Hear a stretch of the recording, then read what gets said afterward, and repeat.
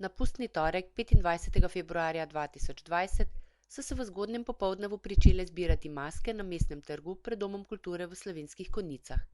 Različne pustne šeme so veselo rajale kot zajčki, medvedi, muce, miške, čebelice, klovni, princeske, metulji, gusarji, ninje, spidermani, zombiji, indijanci, pikapolonice, banane in še kakšna maškara iz tega ali onega filma ali risanke bi se našla v konjiški pustni povorki. Letos so zimo brez snega popestrile družinske maske, ki so predstavljale vrečke pokavk in mavrične cvetove in še 2 morska psa.